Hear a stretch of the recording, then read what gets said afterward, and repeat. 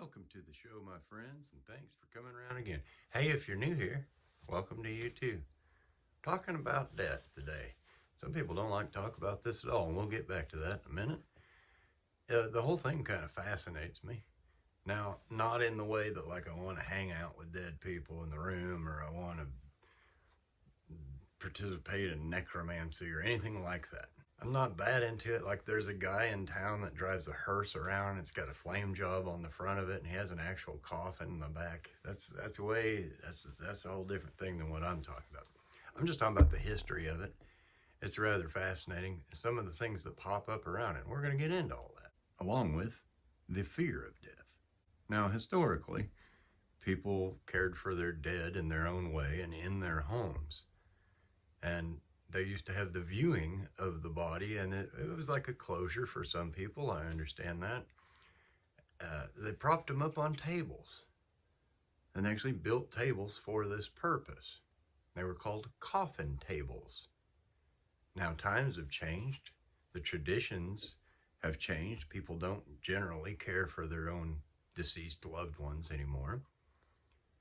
But the coffin table stayed and evolved into the coffee table. The styles may have changed, but the origin's the same, and I find that interesting.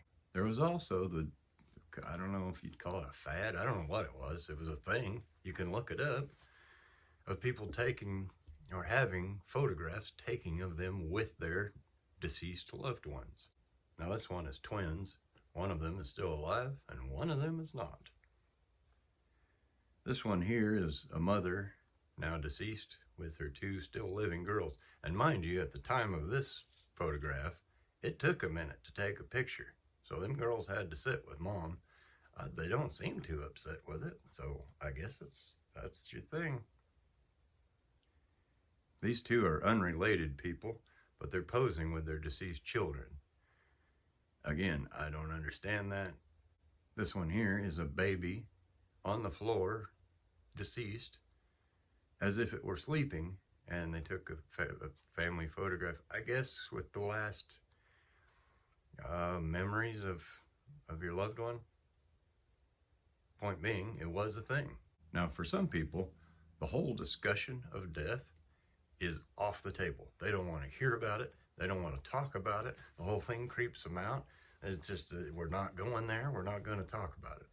The trouble with that is, it's the one certainty that we all share in common, regardless of location, age, nationality, race, doesn't matter.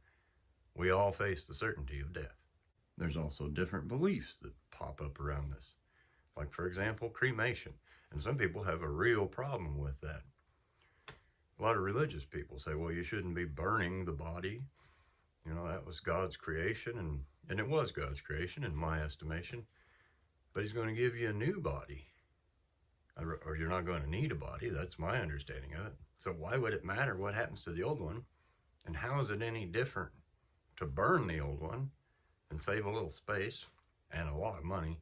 What is the difference between that and prepping the thing up and jamming it full of formaldehyde and spending whatever it costs now, $14,000 to bury someone traditionally? And you're stuffing that body, God's creation, inside a box and jamming her into the ground.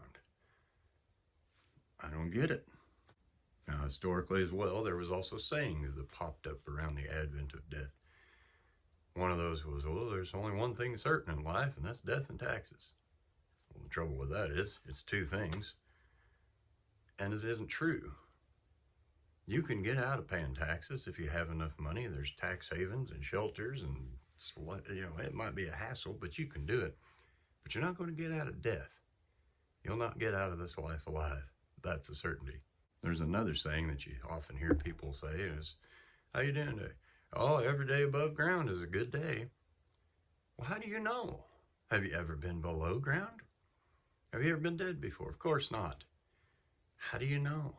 And I kind of got a hunch that isn't true at all. Regardless of your end destination or what happens, all the cares and the stress and everything else that goes along with living on this planet are going to disappear. And you're going to have a whole new thing, or you're going to have nothing at all. you will just cease to exist if that's your belief. Either way, everything that was here isn't going to matter. So how do we know that a day above ground is a great day in comparison to a day below ground? I'm just throwing things out. I don't know. Also interesting to me is the fear of death. Now, this fascinates me because I don't understand it. I personally have never had a fear of death. I have much more concern about living to an old age, losing my faculties, losing limbs, losing mobility, and the able to continue to produce and do things. That's a concern of mine. Dying? No problem. Takes zero effort whatsoever. I have no control over it, basically. Why would there be a fear of it? But, that being said, fascinatingly, if somebody were to walk up behind me and do that number on me and try to cut off my air, I'd fight like nobody's business to get free of that and get air. If you submerged me underwater where I couldn't breathe, my body would just naturally, I would fight like nobody's business to get up and get air at the surface. Why is that? This instinct to survive. It's just built into us. And you could take the most moody, depressed teenager in the world and dunk them underwater. Their body's going to fight to get air and get up. Most likely, they're not just going to lay there and be like, I didn't want to breathe anyway. And it fascinates me that that's a built-in feature available on all factory models. But this fear of death, and we see it in the elderly especially. I hate to put it this way, but in a certain sense, there are a lot of elderly people, and you'll hear it directly from them as well. Well, I don't understand why I'm still here. And they're not producing anything. Maybe they've lost their mobility or their drive or their will to do whatever it is they used to do. And they're just kind of here, but their health is failing in slow motion. But they'll immediately call 911 and try to prolong this. Even though by their own admission, many of them, I don't understand why I'm still here, but you keep trying to prolong it. So you're just in this state of basically decay while you're living, state of inactivity, but you're still eating the pills to keep you going, still calling the emergency, the meat mechanics to go, oh gosh, he's so slumped over, but he's still alive, we got to resuscitate him. And I don't understand that. I don't get it. Then if you rewind a couple years back, there was a supposed big pandemic, worldwide, oh geez, and the reaction to that from people. I'm not talking about all the misdeeds of the institutions and social structures. Never throw that off the table for right now. I'm talking about the individual reactions to that. This overwhelming fear. Oh, it's not safe. We gotta stay in our house, and we've got to wear a mask in the car by ourselves. Being outside isn't safe to breathe the air. Mask up. They closed the beach and the playgrounds. And I didn't understand that at all. There's another saying. I'm dying to understand and have someone explain it to me lucidly. What are you scared of? Well, death. Perhaps it comes down to a lack of faith. And I don't mean to get overly preachy on you or anything like that. I'm just trying to understand and unpack this. You can tell me if I'm wrong in the comments. But I think maybe, possibly, built inside of each of us, maybe somewhere in there, regardless of your external beliefs, maybe that you know somehow that you were created. Well, if that's the case, it presupposes that you have a creator, and that maybe all this is going to come back around and there'll be a reckoning. And maybe you're going to have to answer for some of the things that have gone on here. And maybe for a lot of us, that's not good without some kind of stand in the gap thing. Maybe. This overwhelming fear of death and the reactions. And we saw it play out in real time where people would compromise their own health, I guess unknowingly, in order to, in theory, live or to keep their job. It's like that one I really didn't understand.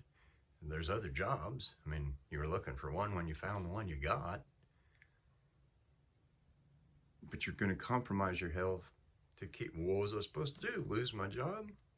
I mean, that's your decision. And people made it. And then some people made the decision not to participate in that. But it sure seems like to me that nearly everybody I talk to has a certain fear of death. Again, I don't understand it. And it's perhaps because they don't understand. Well, what's going to happen? You know, what's going to happen to me? Am I going to feel the worms eating away my body? And well, I don't know. I've never been dead before. But I do know for certain it's out of our control. You have no say in the matter unless, you know, of course, you end yourself. And I don't really understand that either, because if you get to that point where things are that bad, really the only place things can go from there is up. Like things are going to improve. You know, you just got to get through this and plow it out. And yeah, it sucks. And I get it. And I understand depression. I get that. But eventually, given enough time and plowing through it, things are going to get better. You've already faced the worst of it. So I don't get the self-deletion part. But for some people, that's the route that they choose. The entire thing fascinates me because a lot of it I don't understand. If you disagree with me, you can put it down in the doobly-doo with the jazz hands. Click, click. If you agree, it doesn't matter. I like the discourse. I always read. So you can throw that down in the comments. I appreciate your time. Thank you for watching. I'll see you next time.